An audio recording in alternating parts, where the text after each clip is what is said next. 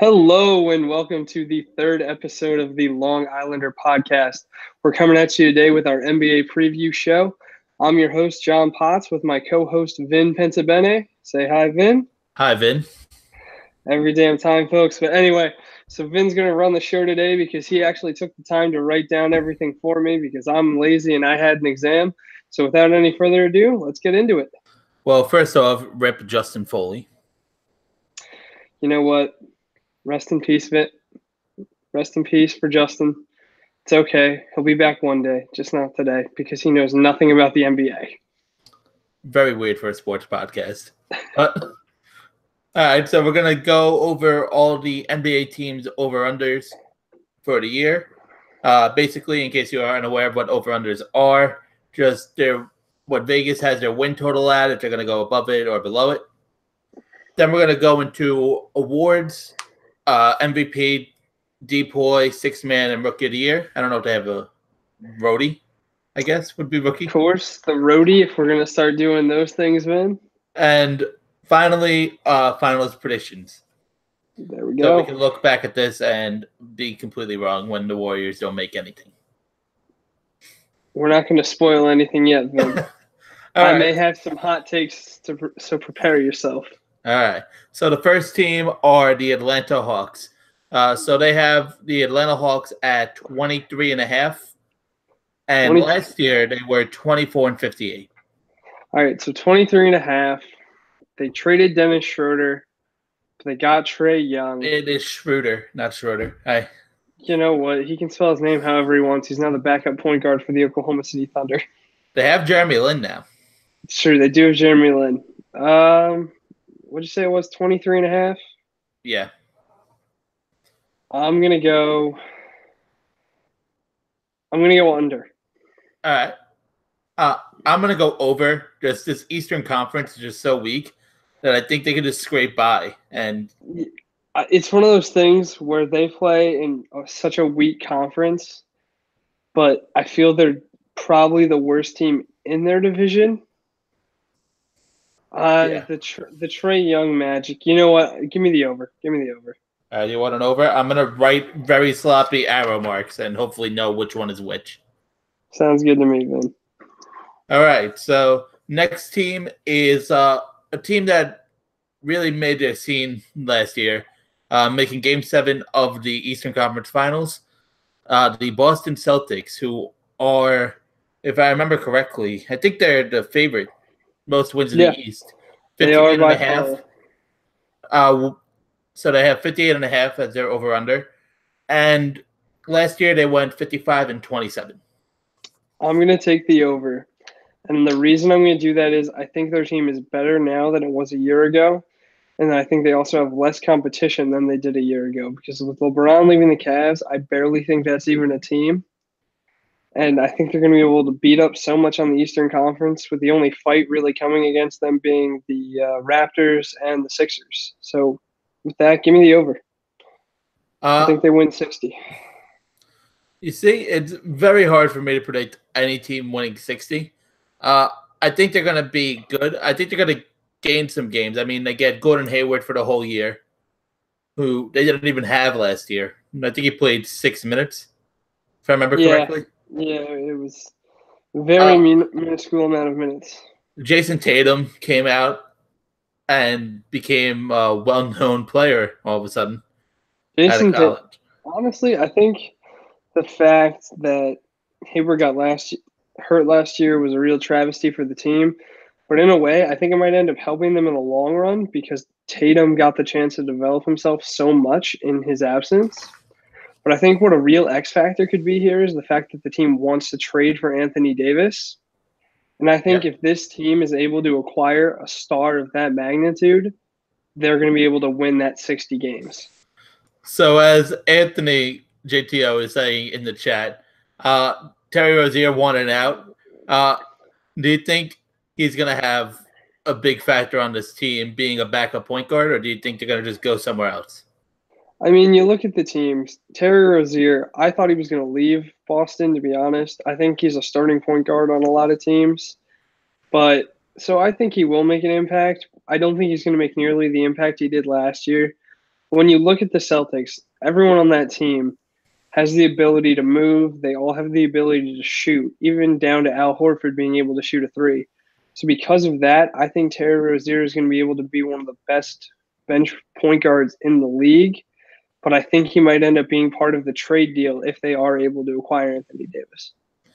So you said they got the over for you? I'm taking the over for that. All right. So next team is my favorite team, and I think a team people are sleeping on. Brooklyn Nets at 31.5. And right as of last year, they went 28-54. What'd you say the over-under was, Vin? The over-under for the Nets was 31.5. 31.5. You know, looking at this team, I think they're a lot better than a lot of people give them credit for. Personally, I really like Chris LeVert. You know who I mean? LeVert, yeah. Yeah, I love him. I think he's a phenomenal player. I think Spencer Dinwiddie is really good. I think they have a lot of very talented players, but I don't know if they have the experience they're going to need to make a playoff push or anything like that. But I think they could win that many games. Give me the over for your Brooklyn Nets, Ben. Yeah, obviously I'm going to go over too. Last year was a little bit of a weird season. They had Jeremy Lin out for a while and D'Angelo Russell. Obviously, I don't think you could put the prediction of any player getting hurt during the season. I agree. So they have that. They have Dinwiddie, who came out and was a finalist for the most improved last year. Yeah, he was phenomenal. They have they got basically all the old Nuggets. So they got Fareed and a few other players. I think they're gonna shock some people in the East. I think they're going to contend for a playoff spot, and I think you need over 32 wins to contend for a playoff spot. Yeah, you certainly do. I mean, the East is bad, but I don't think it's quite that bad yet. But, Vin, are you forgetting a certain player that you've acquired? Former Philadelphia 76er. Which one? Former number 3 overall pick. Is he still there? I thought he left. Did he leave? I don't know. He's such a trash bag human being that I really can't even keep track of him anymore. Jahlil Okafor. I believe he still is a Brooklyn Net, unfortunately. Yeah, when I just type in Okafor, they just give me Mecca Okafor. Well, yeah, he's on the Pelicans. I knew he wasn't there yet. So. Well, that's Amika. No, Amika is apparently, I don't know. That's what Google tells me. Wait, Joel left too. Okay, well, you know what? Then I'm certainly taking the over now because the only reason I thought they would be able to lose a bunch of games is because I think Jahlil Okafor is a terrible center. Yeah, he didn't really fit in the rotation last year. Yeah, he doesn't fit in any rotation because he plays like he's in the 50s. Pretty much. So next team is Michael Jordan's own Charlotte Hornets. Last year they went 36-46, and this year Vegas is having them at 35.5 wins. 35.5. Well, you know, Vin, you personally have some very interesting takes when it comes to this Charlotte Hornets organization. I don't know if you want to get into that. Yeah, I'm going to get into that. Plug where you did. But so, you know, personally, I think that this team, I think they can win that many games because of the fact that the East is so bad. I think pretty much any team has a shot to win 35 to 40 games. I think you're going to have some dogs like the Sixers, the Raptors, and the Celtics that are able to rise above the rest. And I think everything below that is just going to be a mess of 30 to 45 win teams. Yeah, I think so too. I'm going to take the under on this. They don't have a guy that could shoot on the team outside of Kemba. And well, you know, they got that Kaminsky guy. He can shoot. Oh, don't tell me that. I drafted him in our fantasy league a few years ago in his rookie year, and to him. But as you were saying, my Hornets take. Michael Jordan, I think he is sabotaging the Hornets. Just trying to keep his name out there for current NBA fans that didn't get to see him play or just get to hear of what he was. So I think he's just making sure nobody can surpass him and having that ownership status. But again, Kid Gilchrist can't shoot. Kaminsky, he could shoot, but he doesn't play well. They just don't have anybody where you need at least two guys on the court that are good. Well, don't they still have Nick Batum? Yes, but Nick Batum is not a very good player. He's a marginal player. Wait, Vin, you know who you're forgetting? Who am I forgetting? Tony Parker. I think that should just end where we talk about the Hornets. I think because of Tony Parker, this team is going to win 35 games. Well, that would still be under. They have 35 and a half. Well, you know what? I'm still taking the over just to give them a chance because I'm going to choose to believe that somehow maybe Michael Jordan comes out of retirement and puts up 4 buckets a game. All misses, but, at least it'd be a fun storyline. Yeah. Speaking about Michael Jordan, the Chicago Bulls. One of the most overrated franchises in NBA history. Wow. Okay. I didn't know that. They have the lowest in the East, if I'm looking at this quickly correct, at 29.5 wins. Last year, they were 27 and 55. They're how many wins in? How many did you say? Last year? No. How many this year? 29.5. I mean, honestly, I think that might be high because you look at their team. They have Zach LaVine, who right now he's won some slam dunk contests, but he doesn't want to be in those anymore. And the most notable thing he's done recently is he got in a fight with Joe's Crab Shack or something on Twitter. So I'm going to take the under because I don't like this Bulls team. I mean, they're probably better than the Bulls team that Tom Thibodeau is putting together over in Minnesota. But no, I'm going to take the under on that. I just don't think they have enough talent on the roster. Well, congratulations, because that's your first under out of 5 teams. Well, I had to find one. Welcome to the under squad. Just because I believe in what they're building in there with Laurie Markkinen. I don't know how to pronounce his last name. I think it's Markkinen.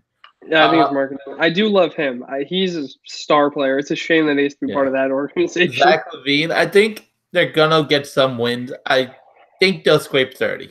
So I think they'll barely get over. I think if they – I agree with you. I think if they get over, it's by the tip of the tongue, 30-31 max. I don't like this team. Yeah, I'm not a big fan of the Bulls. But one team that I was a fan of for 4 years was Cleveland. Last year, they went 50 and 32, made the NBA Finals before getting swept. This year, instead of that 50, they are down 20 games, and their over-under is 30.5. 30.5. Wow. Well, you look at this team, you still have J.R. Smith, who doesn't know how to read a clock. You still have Kevin Love, who's one of the most overrated players in the league these days because he's a good player, but he can't stay on the court a lot of the time. I mean, they have the guy from Alabama at point guard that they drafted. Yeah, Colin Sexton. I personally really like Colin Sexton. I thought he was a great player in college. He won me a lot of money by playing in the NCAA tournament. But they lost the greatest player in the league, and in my opinion, the best player in NBA history. And in my opinion, I think they're going to go under. So you have them under. I'm going to take the under because I think they're such a decimated team that I really don't know what to expect from them. If they make a trade for a piece, I think they're going to be a lot better than I'm currently projecting them at. But where their roster currently stands, their best player by far is Sexton. I like Larry Nance Jr. I like Kevin Love to a point. I hate Tristan Thompson. I think he's very old school. He can't shoot from more than 2 feet away. Yeah. He can grab you rebounds. I think if they would have made the trade for Whiteside, I would definitely be slamming the over on this. But with where they currently stand, you lost the best player in your team's history, in probably league history. you really have no right to even be a franchise anymore because you let LeBron leave twice and you traded Kyrie Irving away in order to keep LeBron, but then he left anyway. So, in my personal opinion, I think this team at best wins 30 games, which is why I'm going to take the under. All right, so I am the complete opposite thought of you. I think this team with the finals experience, I think they have some good pieces, not great pieces. They have a lot of good pieces. I think Kevin Love as a one option in the East is going to make a decent amount of time. He's going to be a good player. I like Tristan Thompson when he's underneath the rim. There's no other place for him. Yes, or the bench. Colin Sexton, I think he's going to have a good year. And I like Larry Nance. JR, I think he still could shoot. I think he's a little overpaid, but I think he still could shoot. So just for that, I mean the experience, and I think Kevin Love's going to have a good year being the number one option on the team. Okay. I think he's going to go closer to his Minnesota numbers than he has been in the past. Mm-hmm. And for that reason alone, I am going to go over. The one thing that I think could happen with this team that's leaning me towards the under, because I do think they can win that many games. I think they might even be able to make a playoff spot. But what I think is going to happen, I just have this weird feeling that they're going to end up blowing up the team during the season. I think they trade, if Kevin Love's playing well, I'm hoping they're smart enough that they're not currently at a place where they're going to be able to win a finals. So I think you trade Kevin Love mid-season to get yourself some draft picks or some young talent, and then you just keep building around Sexton, trade JR, trade everyone you possibly can, because right now they have a very weird mix of old and young players, and I think they can only get better the younger they get.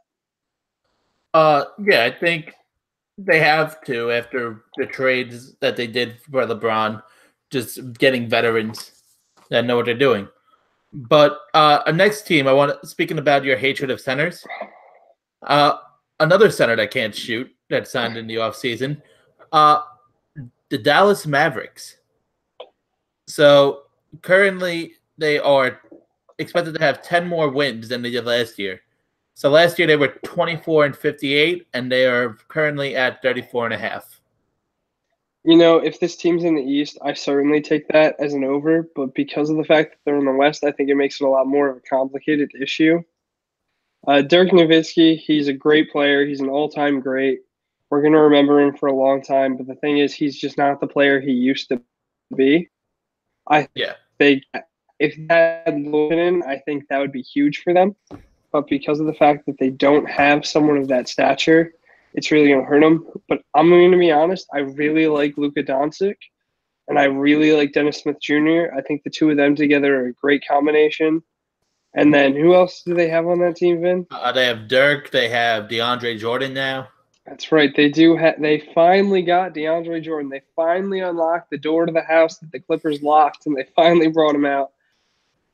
Personally, I think this is going to be an interesting team to watch. I think they're going to be a fun team to watch, and I think there could be a lot of times where they mess with individual games. Like they're going to win a game where you didn't expect them to. They're going to cover a spread that you never expected them to. But to win 34, 35 games in a tough Western Conference, I just don't know if they're ready for that yet. I certainly could see them winning 30 games without an issue. And if they were in the East, like I said, I honestly, if they're in the East, I might take them to be an 8 seed. But because of the fact that they're in the West and they have to play against San Antonio, Houston, LA, the Warriors, all these great teams all the time, I'm going to say under. Yeah, so short and quick, I agree with practically everything you've just said about this team. I think this is Dirk's last year. I've been thinking that for a few years, but I think this is going to be his final goodbye. And I think he's someone that definitely we took for granted. Yeah, I completely agree with you. I think he's a phenomenal player, and I wish he got more respect, but unfortunately, he just hasn't. Big shout out to Justin. He just tweeted out that we were live. Well, thanks, buddy. I really appreciate you. So maybe if he's watching. I don't know if he's actually watching. But next team is a team I think that made a lot of interesting moves this year. in this offseason. Denver Nuggets. Yeah. So they last year they just missed the playoffs in game 682. I don't even know how many games there are in basketball anymore. That's 82, Vin. Come on now. I know, just with 162 with baseball, since we've been talking so much. So they went 46-36, and they're currently at 47.5 for this year. 47.5. I hate to say it, but I think I'm gonna have to take an under on that. I think this team is good enough to make the playoffs. My only reasoning for taking the under is I think that the West is going to be so bunched up in those middle teams that I really don't know how to predict it. Like you saw last year, the Cavs won 50 games, and that was huge for them. But in the West, if I could see this Denver Nuggets team being really good, they have so many great pieces on the roster, and I think the X factor is Michael Porter Jr. Because if he's healthy, I think he's going to be a great option for them. That's really going to help with the playmaking because they have a shoot first point guard in Jamal Murray, who I personally love. I think he's a phenomenal player. But if you can get him more off the ball opportunities with Michael Porter Jr., I think that will really help him. So for that reason, I want to take the over, but I'm going to have to take the under solely because of the fact that they play in the West. You see, I think they're actually a better team now. So I agree. I'm going to go over. I think the addition of broken Isaiah Thomas off the bench. Yeah, I like I said, I think this team's going to be really good. It's just with that West, I don't because now the Lakers are a good team. I just don't know how many teams outside of the top 3 are going to be able to win 50 games.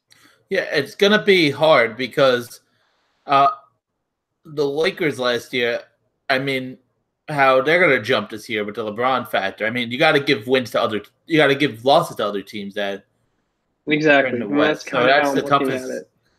I think they have enough talent to go into the playoffs, and I think it's going to be just like last year, where 46 games wasn't even enough to make the playoffs. Yeah, I think it's going to be really similar to that. I'm hoping this Denver Nuggets team makes the playoffs. I really like them. I think they're a really fun team. I love Jokic. I think he's a phenomenal player. I love Murray. I think Porter Jr. is going to be a huge X factor, like I said. And they just have a good, solid team. This is the kind of team I could see trading and finally adding Kevin Love. I know that was something that they looked at previously. So I think if they would make that kind of move, that would certainly put them over and put them at a 50-win team. But because of the fact that there's so much talent in the West now, I'm going to have to say under. Well, speaking about trades, because I didn't have a segue for this team. The Detroit Pistons, so they added Blake Griffin halfway through the year last year. They have DeAndre Drummond still. Last year they ended up going 39-43. So it wasn't great. They were contending for the 8th seed for a little while. But this year, Vegas has them just around where they were, 38.5. I'm going to give the Detroit team. I'm going to give them the over. I think they are improved. I think you saw near the end there, they became a much better team once they had everyone healthy and once they had Blake Griffin on the team. I think they're going to be even better. I think they have better coaching now. So I'm going to do the over because I think they can at least be a 500 team. I don't know if they're a playoff team, but I can certainly see them being 500 with everyone healthy. So, yeah, I'm going to go over. Yeah, I think this team is going to be in the playoffs this year. I could really see it.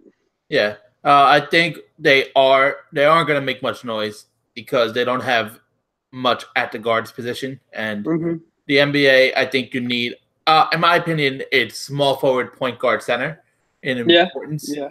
And they have a center in Drummond who's been improving his free throws over the years. And they have Blake who developed a shot for a little while. And, I mean, they're going to get every missed rebound, every missed shot. Those two. Yeah, I agree. So I think they have enough talent to get to a 40 wins. Of course. So for that, I'm going to go over as well. Now, a team that would be very disappointing if they got 40 wins. Who's that then? The defending champion Golden State Warriors. If you can't tell, right over here, I have a Kevin Durant poster or plaque. Oh my goodness, that is a Kevin actually, Durant plaque. It's actually with the Thunder, and I got it for cheap. That's why I bought it. So, but the Warriors last year, 58-24. They added DeMarcus Cousins, who, as John gets everybody coming in. Yeah. Zach's coming in, so we're just referring. It's all good though. Yeah. So DeMarcus Cousins comes in. Not sure if he's gonna even see the court, but until January.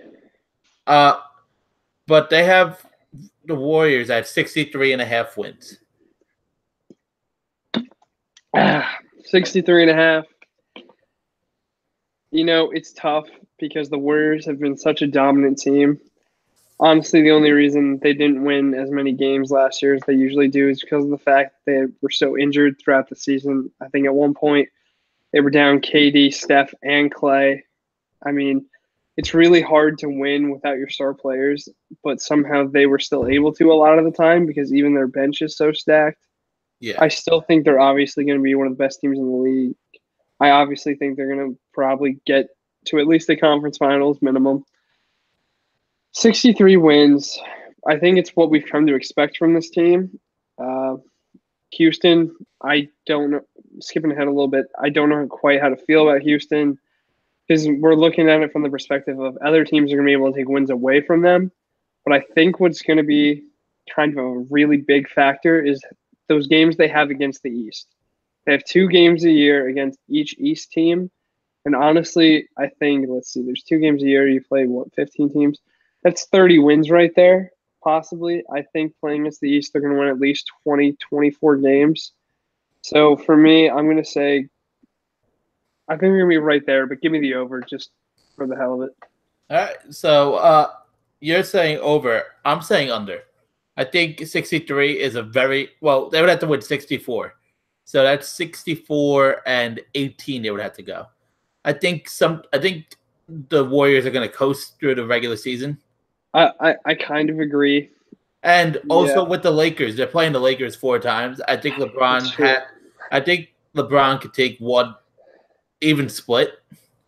I'm hoping he can. I mean, the Warriors sometimes they do have that problem where they just coast through. I don't think their bench is as deep as you think. I know they still have. I meant last year they had that really deep bench that was able to win for them. Yeah. I think what it's going to come down to is health, really. Yeah. I think they're going to coast a little bit too. But, you always have they play Oklahoma City. They always come out and they fight hard. You still there, Vin? There you go. When they play Oklahoma City, they always fight hard. They always play San Antonio, and San Antonio looks really bad this year, all things considered, because they keep I think they're down to the 3rd-string point guard. Yeah. And they also lost Lonnie Walker. I mean, Greg Popovich is one of the greatest, probably the greatest coach of all time. But there's only so much the man can do. So I think for that, I want to say under so badly. But for those who don't know, I kind of have been a Golden State Warriors fan for a lot of my time in basketball. They were the team that originally got me into the NBA. What a bandwagoner.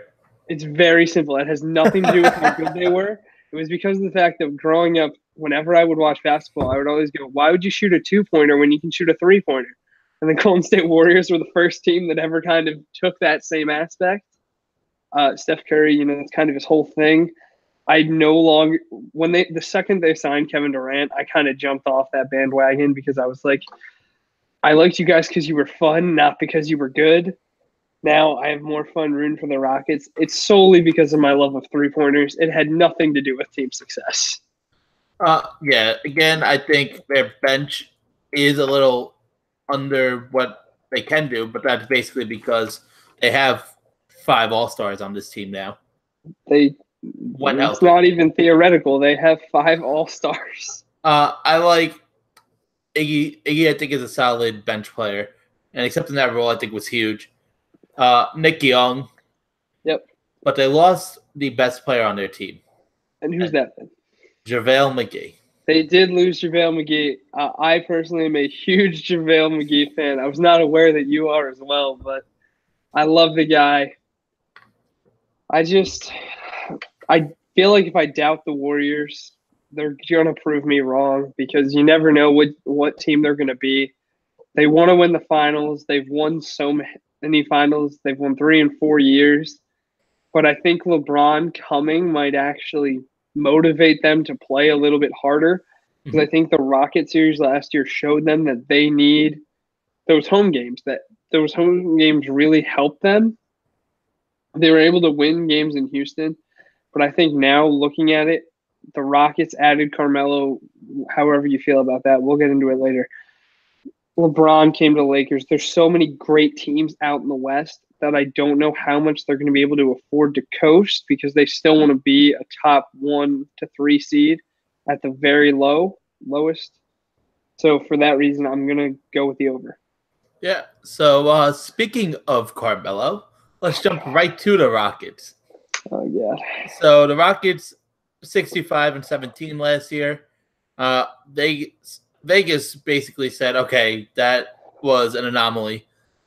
Pushed them down to 55.5. Give me the over. All right. And you said it's 55.5. Yes. Personally, I love the Rockets. I think they're like watching them. I'm not saying I'm a Rockets fan. I just really enjoy watching the team. I always find myself rooting for them because of my love for the 3-ball. Also, there's the fact that they don't play any defense, which, makes for very entertaining games at the very least. It might not be the greatest coaching strategy. A lot of times it comes down to whether or not they can outscore their opponent, which a lot of times they end up doing. I think Carmelo Anthony is going to be a hurt on their team, but to lose that many wins that they had, I feel like they can definitely still win 55 games, and I think they could win 56. Yeah, so as I'm just trying to say, well, of course, if you type in Carmelo Anthony, it's all about him and Lala. So I was trying to see if he said anything about coming off the bench yet. I know he said... Well, he said he wasn't going to, but it looks like he is. Yeah. I think the Rockets did lose a lot this year to free agency. This is a tough one for me because I don't know. 55 seems low. I think they're going to be high 50s. So I guess I have to go over for that case. But I don't see them over by much. I agree. They have half the banana boat. They have Clint Capella, who I think is underrated still somehow. Yeah, I agree with that too. They have the reigning MVP, who I didn't agree with him winning it, but James Harden, at the end of the day, did win MVP. I think this was a team that really thought they were going to be able to sign LeBron. I think they were hoping they could sign LeBron. I was hoping they signed LeBron because I would love to see what he could do in a Mike D'Antoni offense. He's never really had one of those great offensive coaches with him in his career, so I think if he would play in that kind of system, he would absolutely thrive, especially with all the three-point shooting that he would have around him. I mean, you still have Eric Gordon, you still have James Harden, and you have Chris Paul, so you'd have even more banana boat. Yeah. And I think the fact that they didn't get LeBron is going to hurt this team a lot when it comes down to the end of the season. But I think they can win 56 games minimum. I think they can. I want to believe they can solely because of the fact that they're going to outshoot their opponents. I think the only time they lose games is when their threes aren't hitting, and most of the time they are. Yeah, so you said you like threes, right? I love threes. You know the originator of the three. Well, he might not be the originator. One of the best three-point shooters. Who is one of the best three-point shooters in your opinion in history? In history, Larry Bird. All right, well, that's not who I was going. We already did the Celtics. I was going with Reggie Miller. So we had a transition to the Pacers. Then, I'm sorry I didn't catch on to what you were doing. I forgot my alphabet. It's okay. So the Pacers shocked a lot of people last year. We're going 48-34, but Vegas thinks they're here to stay. 47.5 wins for the Pacers. I'm going to go under. I think the East is going to – I know it sounds crazy to think some of these other teams are going over, but then the Pacers are going to go under. But my reasoning for it is I think the Pacers were a little bit of a fluke. I think they're a really good team. And 47 wins, it sounds so easy when you say it, considering there's 82. But at the same time, the East is so strange a lot of nights that you don't know what's going to happen. Oladipo was a great player last year, but I want to say we'll see that same production out of him. But if we don't see that exact same production from this guy, I think this team falls off quite a bit. So I'm going to go under just as a safer pick, I think, because to go over with that, I'd be a little surprised if they won like 50 games in the East. So yeah, I'm going to go under. All right, so I'm going over. I like this Pacers team. I think they're a top 4 team. In the East, you mean? In the East, yeah. Okay. Then you had me very scared there for a second. You know I love UCLA. They have TJ Leaf, who played with Lonzo there. That's true. That's true. I like him as a player. I think he's going to develop pretty well. They still have a lot of former Nets, actually. They have Bojan Bogdanovic. They have Thaddeus Young. They just signed Miles Turner to an extension today. Did they? That's an interesting move for them. I don't know how that'll go. They have CJ Wilcox, Sabonis, as I'm just reading their roster at this point, and Dougie McDermott, who I love. All right, Vin. I'm going to ask you real quick. There was that trade that was Paul George for Oladipo and Domantas Sabonis. In your opinion, who do you think won that trade? I think in the NBA and most trades in general in sports, the team that gets the better player wins the trade. Okay. And especially that Paul George signed with the Thunder this year. I think that really put them as the winner. I think that is a big factor. I don't think anyone really expected him to sign back with the Thunder. But in my opinion, I think I'm still going to say the Pacers won that trade because of the fact that Sabonis looks like such a great player. I think he's still developing himself, but at times he has looked like an absolute stud. And when you look at how great Oladipo was last year, making his first ever All-Star appearance, I mean, I was following this guy back when he was on the Magic because I was putting him in my DraftKings lineups. But now I think he's only going to be around where he was last year. I think Sabonis is only going to get better in the years to come. And like you said, a lot of their guys, they have a lot of great guys and they have a good coach. So because of the fact that the Thunder still kind of seemed like a train wreck to me, I think it's going to help that they got rid of Carmelo. But Paul George, because he's staying, I see why you'd say they won that trade.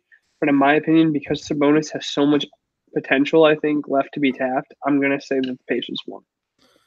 All right. Well, a team that did a lot of trading and roster maneuver is the Clippers. So they went 42-40 and 36.5 wins this year. I'm getting a phone call and they keep calling, so I'm going to leave you to it quick while I just answer this. All right. Well, I will take care of this then for you, man. The Los Angeles Clippers. They're an interesting team. Doc Rivers somehow is still the head coach of the team. I don't really know how. I thought he was going to be fired last year. I think a lot of people thought the man was going to be fired last year. But I think what really makes a big difference for the team is they were able to bring in such a great general manager. You look at this team, they're still trying to make a big trade. Jimmy Butler, of course, if he ends up on the Clippers, I think that's going to be a huge difference for them. But my favorite player probably right now on the Clippers, honestly, is going to be Tobias Harris. I know Justin Foley, my best friend and one of the big guys on our show, is a massive fan of Tobias Harris because of the fact that he's from Long Island, I believe. I wasn't. Not Tobias Harris, man. I'm saying that I think he's the best player on the Clippers. I think he is really currently the best player on the Clippers. And I think he's such a great player. But basically what I'm saying is that if they bring in Jimmy Butler is the way they're going to get over. But I'm going to take the under on this solely because of the fact that I do not like Doc Rivers. I think he's a terrible coach. and he didn't want to give away his son for better players. So for that reason, I'm out on the Clippers. I just don't think they're good enough. Move them to Seattle, move them to San Diego, just move them out of LA because the Lakers are back. They look fantastic. Clippers are not. And until they get either Kawhi or Jimmy Butler, they're not going to be. So they have them at 36.5. I don't think they're going to do that. I think this team is better than you're giving them credit for. It's the Doc Rivers hatred coming through. I mean, I like Lou Will off the bench. I do love Lou Williams. I really loved when Lou Will was on the Rockets. I think he was an amazing piece there. And he at times looked like the best player on the entire Clippers roster. But I really like Tobias Harris, and I think he's going to be a big difference maker for the team. Hold on. Keep talking. Vin, how much are you expecting me to say here about the Los Angeles Clippers team that I don't even really like that much? Hold on.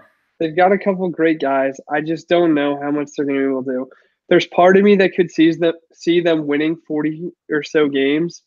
But talk about the Lakers next. I got to answer this. Okay, Vin, I got it. We're good. Hello? So the Lakers, I really don't have that much more to say about the Clippers. Personally, I think we should just move them as an organization because they're not that good anymore. But I do have a lot of things to say about the other team in Los Angeles. I love this Lakers team. I can't tell you enough how much I love it. I didn't really like them as much last year, but they've made so many different changes to their lineup. You bring in LeBron James, and you're going to be a great team. That's really all it comes down to. There's no better player in the world than LeBron James. He's going to be the big difference maker, and I think that I don't even know how many wins the Lakers are supposed to win this year. Oh, all right. Here, I got you quick. Sorry about that. Oh, my keys were missing, and I found them. It was underneath the hood of my mom's car. Okay, Vid.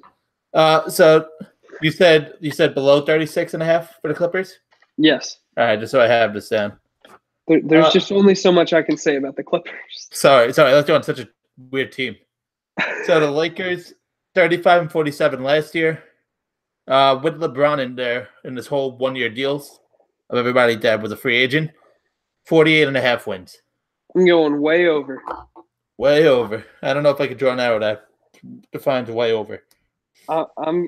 You can write an arrow as long as the page and just write Lakers next to it because I love this Lakers team. LeBron James is the best player in the world. No one can tell me differently. I've never seen anything do what this man can do. He played every 1 through 5 better than most players have ever played them.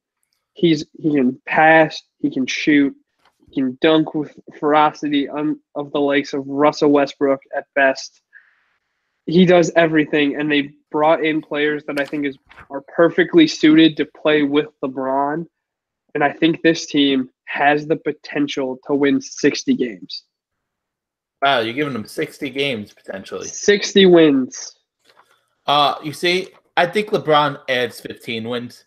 So in that, it would be 50. I think this is a tough West, so I don't think there's going to be a giant standout team. Okay. But I do like the veteran leadership of Rondo, LeBron, obviously, and this young core of Josh Hart, Kyle Kuzma, Lonzo Ball, which I think can be packaged. Josh Hart, what a guy. You see, we have a joke here that whenever we see one of the people in our group, that we just run up to them and we yell, "What a guy," and shake their hands. So when you say, "What a guy." I love this Lakers team. I think they're great 1 through 13. I think they have a game-changing player. So I'm going to say this team definitely wins it. But, yeah, I do not agree with your 60. I think 60 is a little high. My 60 may be a little bold. It's the LeBron factor. I'm very excited. Well, in case they haven't checked out last podcast that we did, you're not very good at predicting. What are you talking about, Vin? I did beat you in predictions. All right. So for those who didn't see our last podcast, we did our NFL game picks, and Vin beat Justin and I by 1 pick, and it was that the Denver Broncos had a backdoor cover out of nowhere. So he can say that he made this great pick all he wants. But you know what, Vin? I was one game back, and I picked the Chiefs when you didn't have the balls to. So you know what? I'm good at predicting. I just get a little excited. I'm taking LeBron to win that many games minimum. I'm going to shoot for 60 because I think he's that talented, and I think this roster could be that good. Yeah. I think 50 is – I think the highest is like 52, 53 in this West. We'll see, Vin. We'll see. Next, we have a team that I was high on a few years ago, and I think a lot of people were. They were very solid in the West, but now, I don't know. The Titans can't take over this town, or the state. The Memphis Grizzlies, 22-60 last year. 34.5 wins they have them at. 34.5 wins. All right. Well, when we think about this Grizzlies team, there's a couple things you got to think about. You got to think about the health of their players. At times last year, this looked like a really good team, which sounds shocking to say because they had so many injuries. But when it all comes down to it, I think this could be a good enough team. How many wins did you say they need, Vin? What? How many? What's the over-under? The over-under is 34.5. 34.5 wins. They are in the West, which is very interesting. I really think that'd be a lot easier for them. I really like the addition of Jaren Jackson from Michigan State. I think he's really good. I think if Chandler Parsons is able to stay healthy for an entire season, which is, not something he does, they could certainly win 35 games. I really think they just have enough talent around the team that they could do it. But I'm going to say no. I'm going to go under because of all the injury risk that they have. Marc Gasol is he's the best Gasol brother not named pal. So very, very hot take there. I mean, the Gasol brothers are both great. They've each had their moments. I think Marc Gasol is very, very good. I just don't know if he can continue to put up that same production with this Grizzlies team because this team just seems to suck the life out of their players. I like Mike Conley a lot. If he's healthy, I think he's a difference changer. And it sounds weird that I'm banking based off injuries because that's something that I hate to do. I don't like injuries. I wish this was video games where we could turn injuries off. But I just don't think if everyone on this team is healthy for the entire season of those four guys that I just listed, I'm going to say they win this many games. But because of the injury factor, I'm going to say under. Yeah, well, I wrote it before while you were talking, my pick, and I had over. So I guess we got to say I don't like the Conley contract. I mean, $30 million from Mike Conley. No, I don't like the contract. I like the player, not the contract. Which I should have said for Chris Paul because he's making $40 million. Well, So I guess I should have started there with the whole contract thing. But Marc Gasol's getting older. Their window was very, very small, and they didn't get it. I think they have enough talent to win 35 games, and I think they do.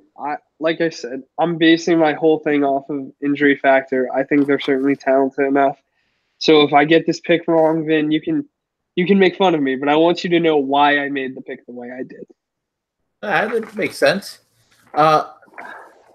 Let's go to the stomping grounds of one of the best shooting guards in NBA history. Ray Allen and the Miami Heat. The Miami Heat. Tell me the line, Vin. So last year, 44-38, they made the playoffs, if I remember correctly, against the Sixers. Yep, they did. Little lower this year, 42.5. I'm going to say over. I like it. I don't think this team would even be competing for anything in the West. But as we've said so many times during the show already, the Eastern Conference is very, very bad.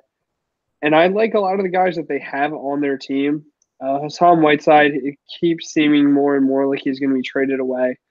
But while he's there, he is a good player. I don't know why they kind of abandoned him in the playoffs last year. They do have Mr. Celtic Savior, You know who I'm talking about, Vin? Kelly Olynyk, the boy, best power forward center combo in the league with him. I'm gonna say over solely because they're in the West and such a bad side to be on. I think in Dwayne Wade's last year, they're able to pull off a little bit of magic. They're able to maybe make that 7 or 8 seed, and I think they make the playoffs. Yeah, I don't really know who I have at the bottom of the East yet. I think they will make the playoffs too. I have them basically matching what they did last year. They had the same roster, so I felt like they are going to do the same. Udonis Haslem and Dwayne Wade's last year, I'm assuming. Yeah, it's his Derek Jeter style retirement tour. Well, and Udonis Haslem. Stop. This is about Dwayne Wade. Well, Udonis Haslem, I believe, has more tenure there. He might not. That might just be totally wrong. But, I'm pretty sure Dwayne Wade's played all but 1 year. Yeah, but I think Haslem played his entire career. I mean, it's probably not the same length. Yeah, but Dwayne Wade is really good. Yeah, I guess if you win an MVP, you get the leg up. Yeah, you know, a couple championships. Speaking of MVPs, MVP favorite the past few years, Giannis. Wow, I almost said Giannis. Giannis Antetokounmpo. Giannis Antetokounmpo. The Milwaukee Bucks. Last year, 44 and 38. I never know what division, which conference they're in. They're in the East, man. They're in the East. So they have 47.5 wins. Over under. That's the over under. Yeah, they had 44 last year. You want me to go first? Why don't you go first? All right. Well, obviously, I think Giannis is going to be an MVP caliber player. Yep. I've liked this Bucks team ever since my favorite point guard of all time, Jason Kidd, coached them. Well, he doesn't coach them anymore. Well, I liked him since then. I like Middleton, and I think this team has a chance of being a dominant 4th seed. It may be a 3rd seed because the Raptors, the Celtics, and the 76ers all play each other 4 times. Yeah. So I think they can scrape by, get a 3rd seed. And I can see it. I think they're gonna be 48 to 51 win team. So that's over. I'm gonna have to agree with you, Vin. I think Giannis is definitely MVP caliber. He's one of the best players we've seen. I should rephrase that. He's one of the best young players we've seen come into the league in a long time. I remember when he was picked, a lot of people were very critical of the pick, but he's shown that he is without a doubt the Greek freak. He's a stud. He played point guard for them for a while. I mean, the dude is absolutely amazing. I can't wait to see what he does this year. He's going to be an all-star. He's going to have a shot at an MVP again. Give me the over. Let's go, Bucks. All right. So from a franchise you hate in the Wolves, let's just flash back about 7 years and put them in Minnesota with the Timberwolves. Oh, wow. So last year, they scraped to the playoffs with all this turmoil that they have. 47 and 35. They're going a little less in Vegas, 41.5 wins. See, this is such an interesting one to talk about because what it really comes down to is this team going to have Jimmy Butler? Because I think he by far is the best player on their team. He's a really good player, and if they lose him, I don't know if they're anything. I mean, I get Karl-Anthony Towns is good. He's really good. He's a great center. But I don't think he's enough for a team, not yet, because of the fact that he plays the center position. And in the NBA, you need more than that these days. You need someone that can hit threes. You need someone that can play great D. Wiggins is not that guy. I mean, I like Andrew Wiggins. He's good. I just don't think he would never be able to fill the void that Butler would leave. I'm going to go over just because I think right now we're trending more towards Jimmy Butler staying, and it looks like he might actually want to play for the team. And from what I've heard, he seems fired up and ready to go. Yeah, I'm going to go over too. Basically what you were talking about at the end, Jimmy Butler looks like he is a pissed off player. I agree. Yeah. I mean, if the reports are true, he brought the third stringers at the end of the bench to beat the starters. Yep. So, I mean, 41 is 500 in the NBA, and they're getting it's basically are they going to go 500 or below? I think Karl Anthony Towns and Jimmy Butler, just those two together could do that. Andrew Wiggins, which I said on the Dime podcast with Josh Rodriguez, so check that out if you haven't already. Little plug there. I think there was a reason LeBron didn't want to play with Andrew Wiggins when he came back. And I think he's a little bit of a locker room cancer. I didn't say that there, but I think that's kind of what's happening. Okay. But I do see Butler staying the whole year and then leaving after the year's over. Yeah. And I think they're going to make a 42 win or more team. Yeah, I certainly can agree with that. So another great player that has an MVP chance. Practically every year he's on the court. The New Orleans Pelicans and Anthony Davis. 48 and 34 last year. Vegas has them at 45.5. I think this one might surprise you, Vin. I'm going to take the under on the Pelicans. I don't think they're as good as they were last year. I think, as weird as it sounds, I think Boogie Cousins getting hurt actually is what motivated them to play so well. And now he just left them. And I think Anthony Davis might end up getting traded and this team can go into a rebuild. So I'm gonna go under because I really want Anthony Davis to get out of New Orleans. He's done so much for them. They've played so well, but I think it's that time. It's time for him to go somewhere else, play somewhere new. I don't know if it's Boston, but if it is, yeah, I think this Pelicans team is absolutely nothing without Anthony Davis, and I think this could be the year that he finally gets traded. All right. Well, I'm also going under. I think 48 wins last year. That's with Rondo, with DeMarcus Cousins for a bulk of the year. Yeah. I don't think that Anthony Davis himself is going to get there. I think he's not going to make the playoffs. No. I don't agree with Anthony Davis leaving. I think he is their NBA version of Drew Brees, that he's going to appear as a lifer even though Drew Brees didn't play his whole career. That's true, yeah. The old San Diego days. But I think Anthony Davis is going to be that cornerstone. I think the Pelicans are going to treat him as that. They're going to give him whatever he wants, money-wise. And what he wants is to win a championship, and I just don't think he's going to be able to do that there. Yeah, I think New Orleans is just not that attractive free agent spot where they could land somebody. Yeah. Where if they were in a New York or Boston or any big city, I think Anthony Davis is running that and competing for a championship every year. But in the West, it's just going to be a lot tougher. And when you only have one star, you're not going to be able to do much. Yeah, I agree. So talking about big cities, where do me and Justin reside from?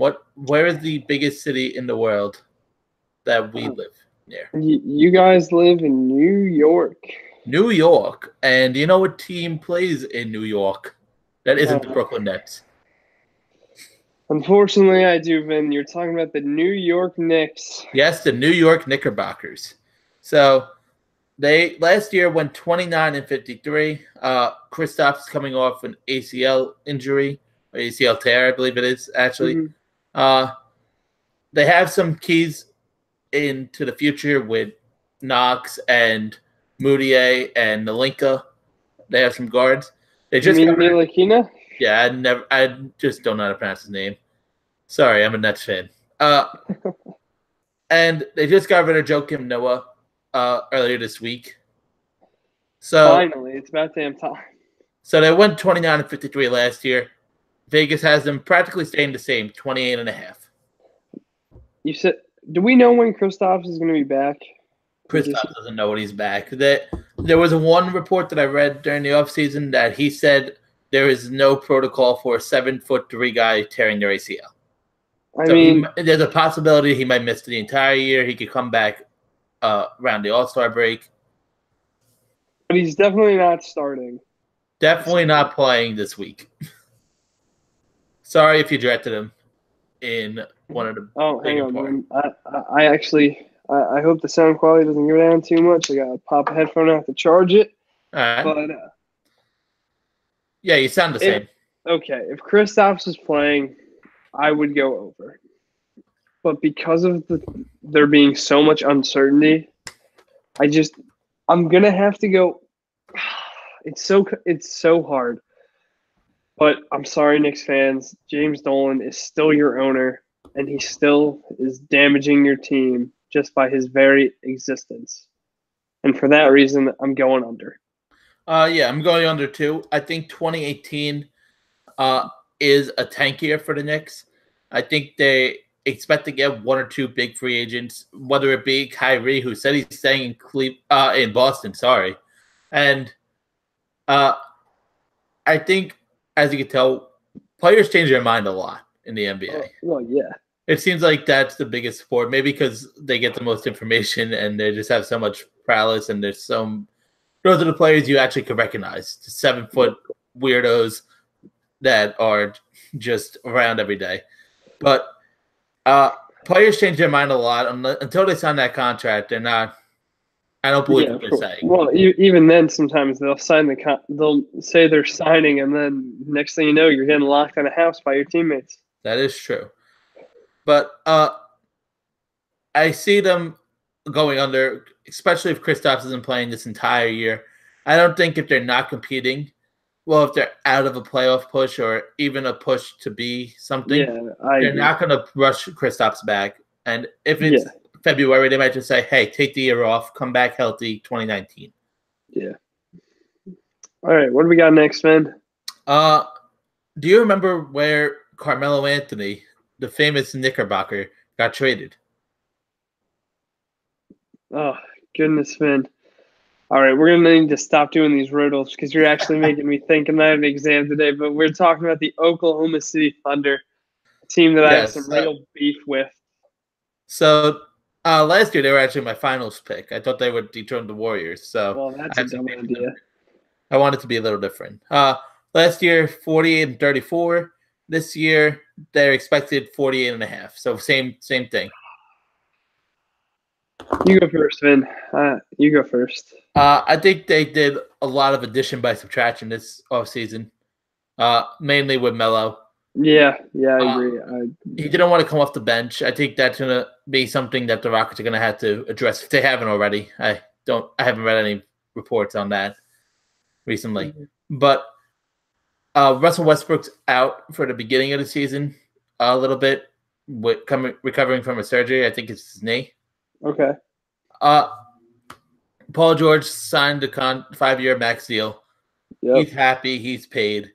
I think he's going to ball out this year. He's going to be the number 2 option. They still have Steven Adams down low. I think this team is going to be good. A 49-win team. I think that's a little bit too high. I think they're going to just miss that. So I'm going to go like 46 wins. So they'll be under. All right, so I pretty much agree with everything you said. Player I really like.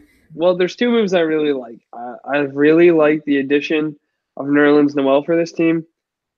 Nerlens was always one of my favorite Sixers. He was one of the Sixers that I really started to become a fan of the team with. He was a great player for us. He was the first NBA player I ever actually met.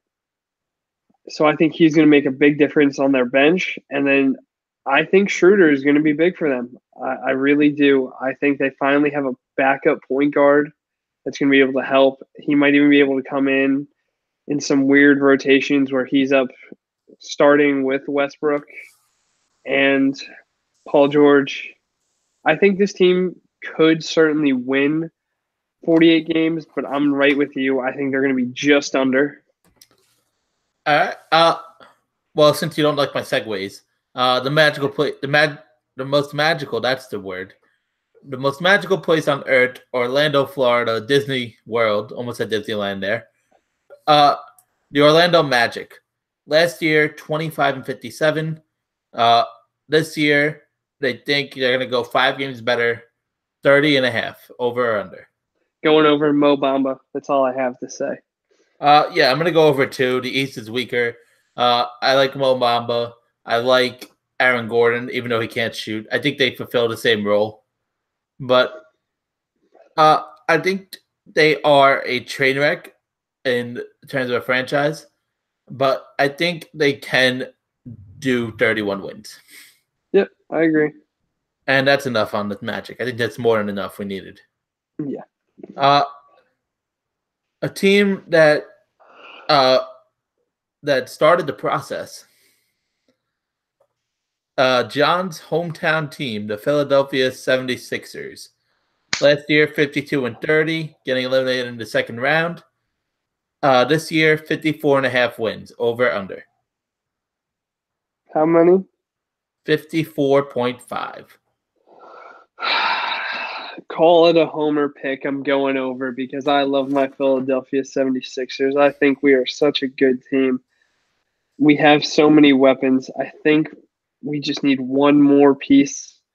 If we could get Jimmy Butler, Paul, we don't need LeBron. I think if we get someone like Kawhi, Jimmy Butler, just some scrappy guy to play some good defense on the team, I think that would help a lot. I think we're going to be able to stumble into 55 to 56 wins solely because of the fact that we play in such a bad conference. I do agree that the Heads stumble into it. I'm going to go lower. Obviously, the playoffs exposed them a little bit last year in the second round. I do like Joel Embiid. I think Ben Simmons is the next LeBron player, not in terms of overall skill, but in the same facilitator mode. That's what I like to hear, Vin. If Markelle Fultz can develop a shot, I think he has some potential. But I'm going to go a little bit lower. I'm going to go very high 40s to low 50. Yeah, I agree. I think it's just the homer in me coming out. I love Markelle so much, and I really want him to I want him to be so good.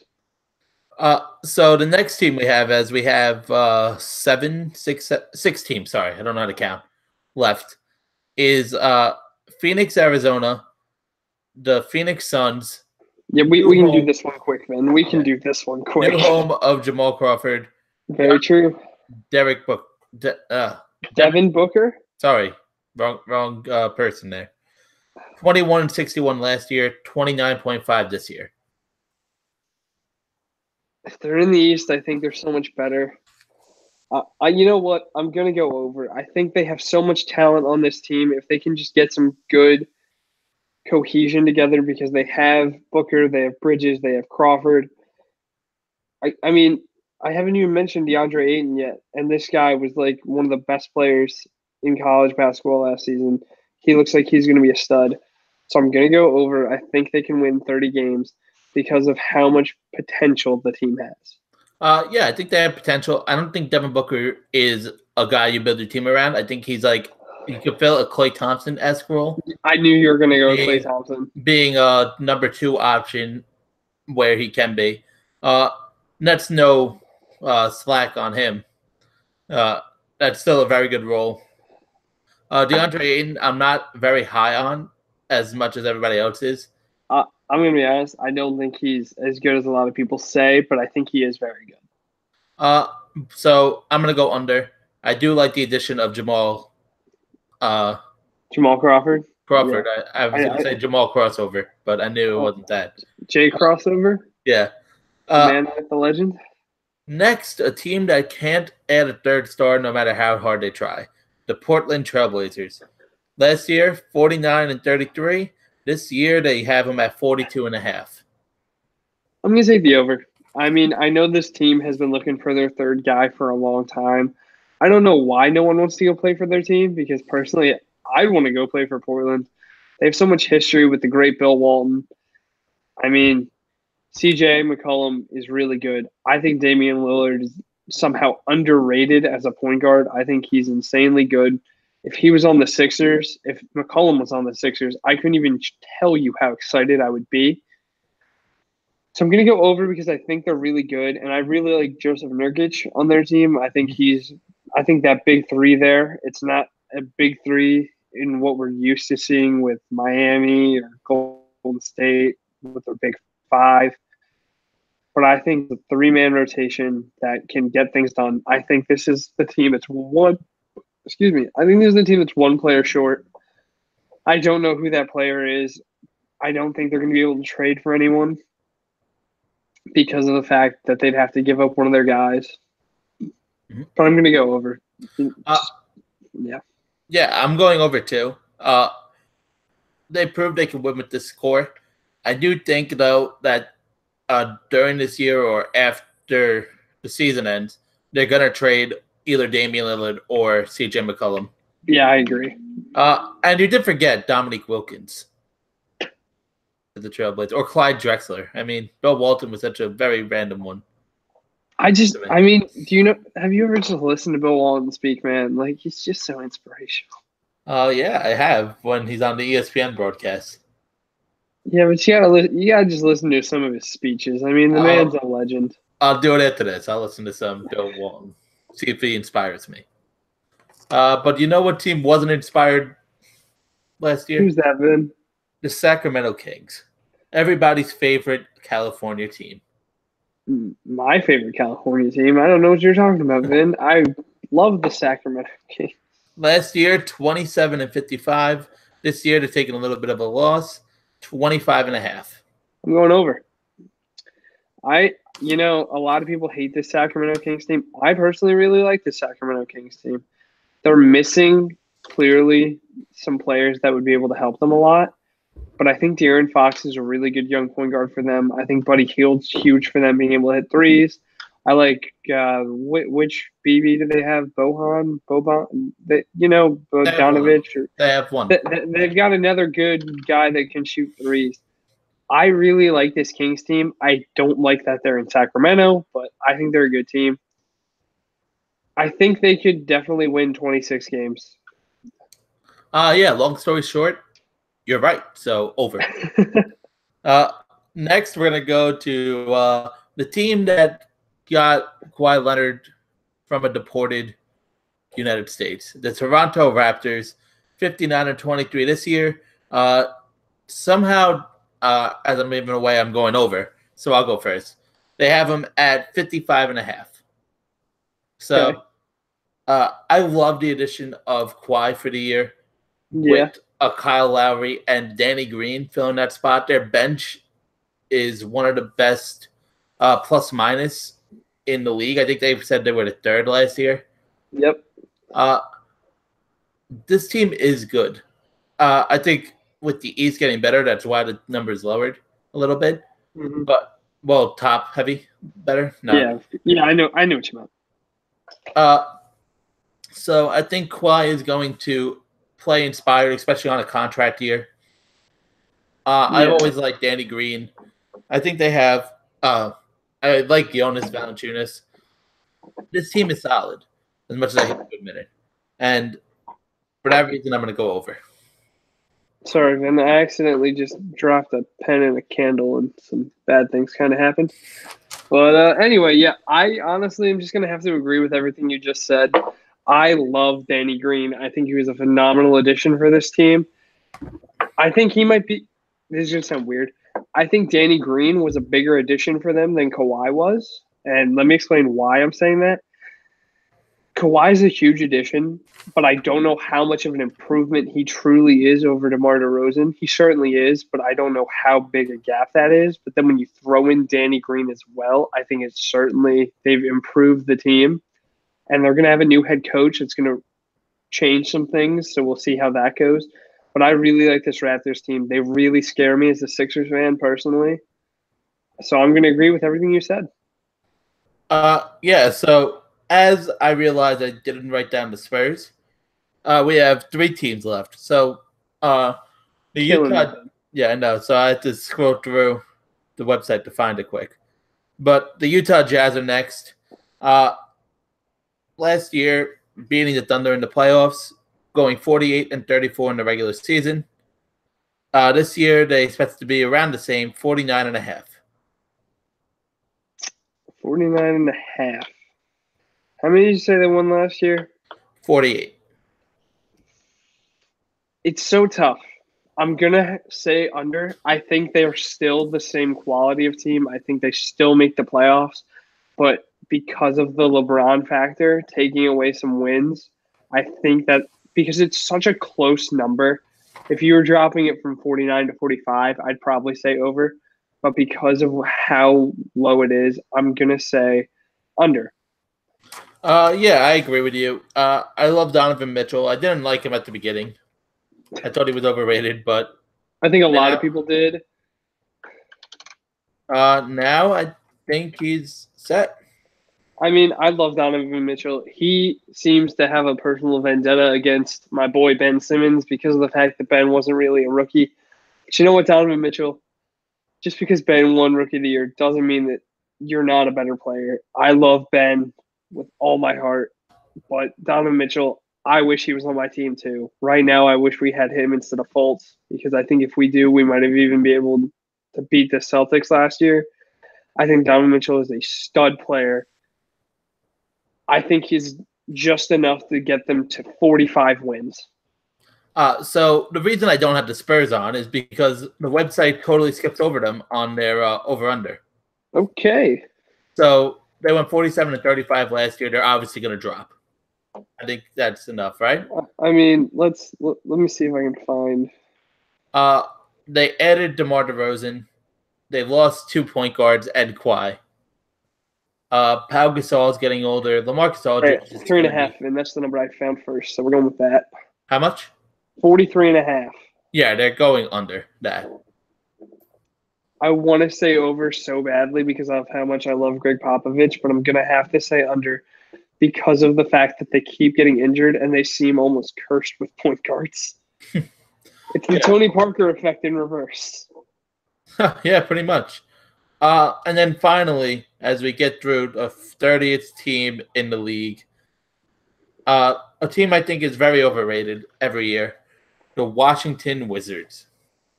43-39 last year. This year, 45.5 over or under.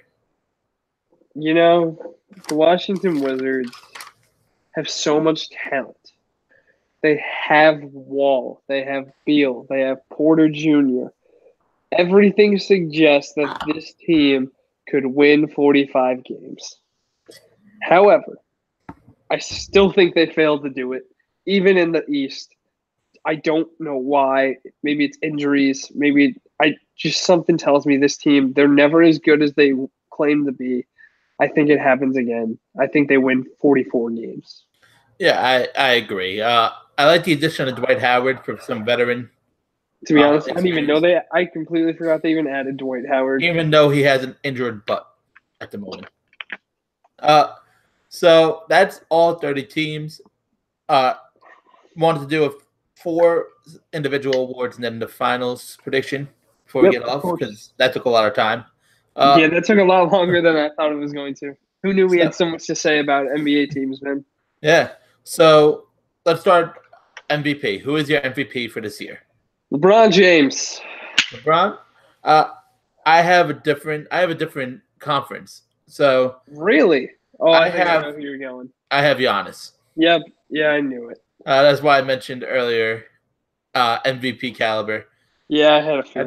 I think he's gonna break out this year. I think LeBron has voter fatigue, even though he hasn't been in a while. I think just him moving. I think the storyline's there that he can get it, but I think I'm probably just being hopeful. You're right. The voter fatigue, it's gonna hurt LeBron. Vin, I just want so much for LeBron. He's so good, and every year he deserves it. He just never. You know what? I'm gonna go with a different pick. I'm gonna go Kawhi Leonard. Actually, you know what? Yeah, I'm gonna go Kawhi. All right. So the East is now stacked. No, they're not. But I was just thinking. Curry's 1-2, Harden's 1-1. Who's gonna win it? I don't think they give it to Kevin Durant either because of that. I don't think they can give it to anyone on the Warriors right now with how stacked they are. Right. just remember, I want it to be LeBron, but you're right with the voter fatigue, and I agree with you there. And the only reason I'm not picking Joel Embiid is because I don't want the homer tag being labeled on me. But I love Joel. I think he could do it if he stays healthy. All I'm saying. So, who do you have for your defensive player of the year? Joel Embiid. I guess I should have saw that one coming. If I can't pick him for my MVP, he's my defensive player of the year. So, this award always confuses me because I never understand how you can determine who is the defensive player of the year. Well, you know, man, with the advanced metrics. I do have a center, though. Yeah. Anthony Davis.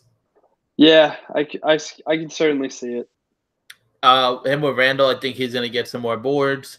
That's true. They did add Randall. I don't know how many. Like, you know, usually I feel like these awards, they have a lot of team success bias added into them, which is why I don't know if Anthony Davis is really going to be able to pull that off. I love Randall, but I think that actually takes away a little bit from Anthony Davis's case. I could understand that. So, who do you have for the sixth man of the year? Why don't you go first, Vin? All right. Well, mine is pretty simple because he just got in the news today. Jamal Crawford. I knew it. I knew you were going to be doing. He might not even be the sixth man. He might be the starting point guard at this point. But point guard. He could play point or move Devin to the point and have him shooting guard. I see what you're trying to say. I don't know how much I can agree with it. Yeah. You know, I think a lot of people honestly are going to pick Melo because of the fact that he's coming off the bench. But I don't think he's going to be that good, even on this Houston team. Like, Houston's so good, but I just don't think Melo's good enough. You know, Dario Saric. No, I can't go Dario. There's part of me that wants to go Lou Will because he played really well last year. But honestly, I don't even know if he was truly a sixth man last year. Yeah, he started so much. Well, no, they don't even start him. They're just like, you're gonna come off on the first time out.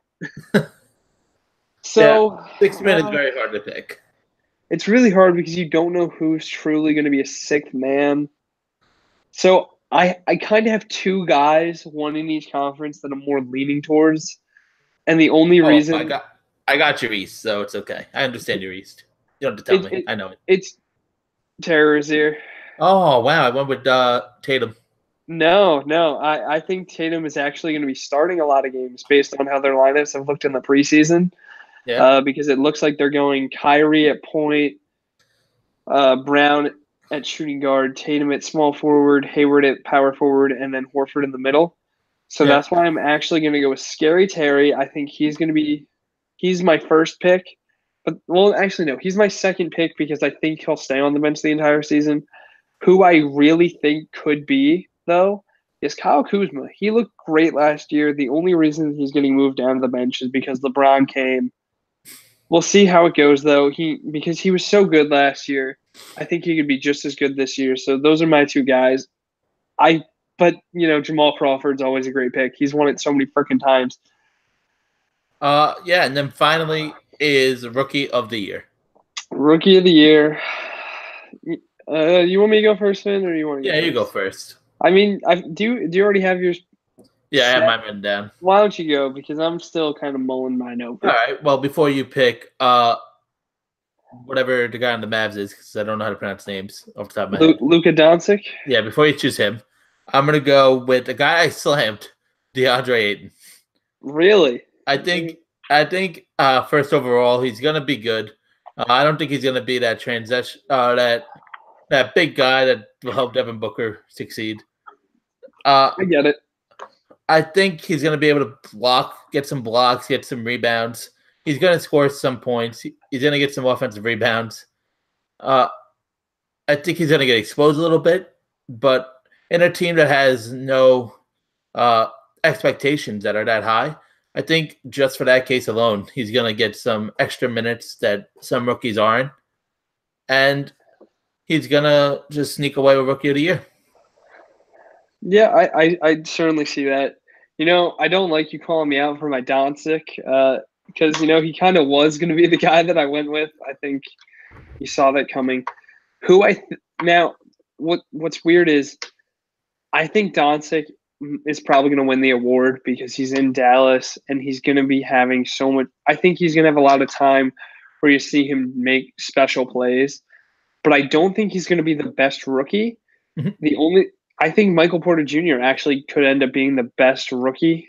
He could end up being the best player from this class, but I don't think he's going to win the award because of all the injuries. So for that reason, I'm going to go Doncic.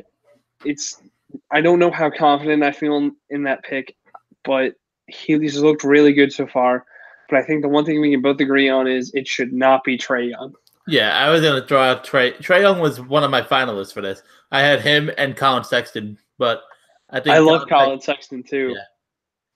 I'm going to go with Doncic. He seems like a great guy, and he seems like he's on a team where the Cavs, I feel like and the Suns, I feel like they're going to be trying so hard to compete.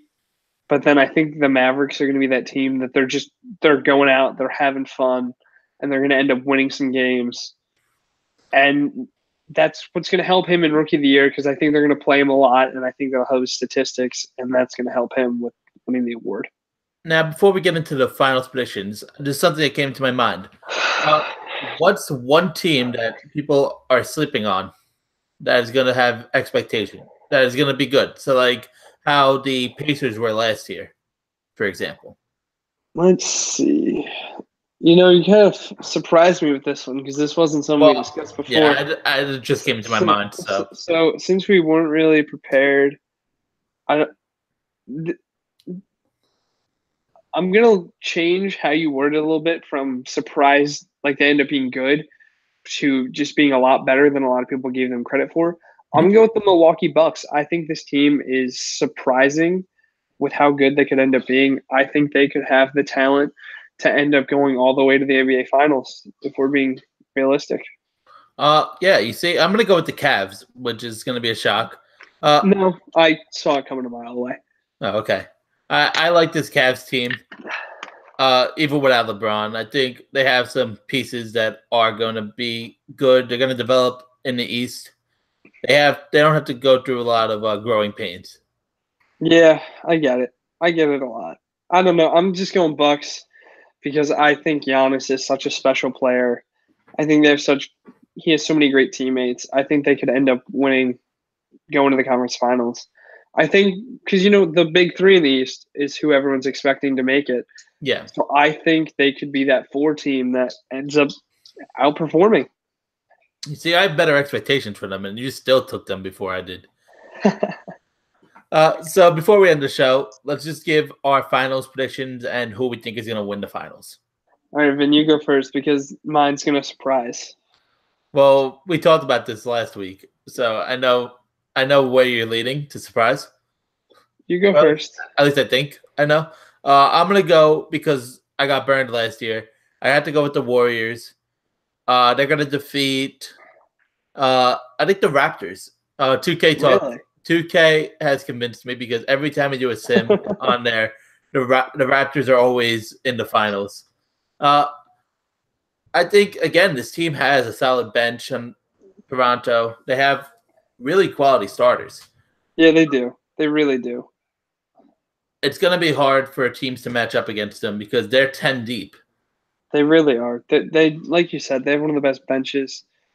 But and they don't have to worry about LeBron eliminating them. That's true. They do. That's until the finals. That's a big thing for the Raptors, not having to play LeBron in the conference. But Vin, I'm going with one that I think is going to shock some people. I'm going to go with Lakers Celtics. Wow. You see, I think the Lakers are a year away. Everyone's expecting the Lakers to be a year away. But the reasoning I have is it's a little unique. I think the way the Lakers constructed their team is solely for the purpose of defending the Warriors. I think Rondo is the perfect guy for cheap to go against Steph Curry because he can play that pesky defense. They're going to have Lance Stevenson, who has bugged LeBron his entire career and is now going to be bugging people for LeBron. And let's not forget, Vin, they have the Warriors' best player. They stole him away. They stole JaVale McGee. So, I think this Lakers team, it might just be because of my belief in LeBron. I think he's going to be able to get to a 10th straight finals. And I think he's going to play the Celtics because of the fact that I think Brad Stevens is the best coach in the NBA right now. Greg Popovich might be the best coach ever, but I think right now, Brad Stevens, there's nobody better. I think his team is so deep. He's got such great players. He's got Kyrie. He's got Tatum. He's got Brown. And he's doing things in a way that we're not used to seeing with positionless basketball. And for that reason, I think we could have a renewal of the Celtics versus Lakers rivalry, and I really want to see it because as much as I have enjoyed seeing the Warriors over the years, I'm done with it. I'm over them, and they can stop making the finals. Yeah, I think as fans, you get fatigued a little bit. I think that's a lot of people with LeBron for all these years, and with the Warriors now, just everybody tired of them winning everything and just wanted to see them disband. Yeah, I agree. I was thinking Kyrie a little bit for MVP. But as you say, Brad Stevens, I think Brad Stevens takes away an MVP from Kyrie. I agree. I think Brad Stevens is such a good coach, and he has so many great ideas that Kyrie, it's going to hurt his resume, but I think he's going to end up getting more wins out of the scenario. Yeah, so do you have anything else? No, Vin, I really don't have anything else. I'm going to be obviously rooting for my Sixers this season. You're going to be rooting for your Nets. Do you have a Western Conference team? Do I have a Western? No, I kind of just jump around with the West. Yeah. Bit. I kind of just enjoy the basketball aspect. That's the way I just enjoy watching basketball is the West. Well, Vin, I feel like as a show, we should have a team that we support, and we can't pick, one of those great teams. Oh, I wanted to pick the Lakers. I know. I want to pick the Lakers too, but I'm going to support LeBron wherever he goes. Can we pick the Pelicans? No. All right, what team? Do you know who I'm going to pick, Vin? Because it's a team that I know we both agreed with is going to win more games than they should have. No idea off the top of my head. Sacramento Kings. Oh, okay. So we're Kings fans. I think we should support the Sacramento Kings. They have some cool uniforms. And I actually watched a number of Kings games last year, just because I love watching NBA basketball. So I watched Kings games. I think their broadcasting duo, I could not tell you who they are, but they are so entertaining to watch. So for that reason, I say we make the Kings our Western Conference team so nobody can say that it's a bandwagon. I can agree with that. So we'll take the Kings. Hopefully they surprise everybody and win the finals. And the official Eastern Conference team for this show is going to be the Toronto Raptors for the sole reason of Danny Green is from Long Island. I'll take it. Clippers, if it wasn't for Doc Rivers, we'd give you the same thing because of Tobias Harris. But no, Tobias Harris, you have our full support. Danny Green, you have our full support. But the official stance of this podcast is that we are going to be supporting the Sacramento Kings until hopefully you move to Seattle because that's where you should be. Anyway, thank you, everyone, for listening to our NBA preview show. It was a great time talking with you. We started to get a little bored during this because it took a lot longer than I think either of us expected. Yeah. But we do love the NBA. We're excited to talk about it throughout the rest of the year. We probably won't be talking too much about every week unless there's storylines. But until the playoffs, then, we're excited. We love the NBA. I'm John Potts on all social media at jpots_and_pans. This is my boy, Vinny. He'll shout out his social media real quick. Oh, I didn't know that was right now. Okay. At Vin Pensabene on Twitter, PENSABENE. If you check our logo, we're there. Also, Long Islander Pod everywhere. Yes. SoundCloud, Twitter, Instagram, Facebook. Anywhere you look on the internet, we are probably there. Yes, and please let us know what you think of the show. We're really excited about getting this going. Hopefully we're going to have Justin Foley on the next episode because we've had to record the last two without him. But this has been episode 3. Thank you for listening to the Long Islander podcast. We will catch you soon, hopefully.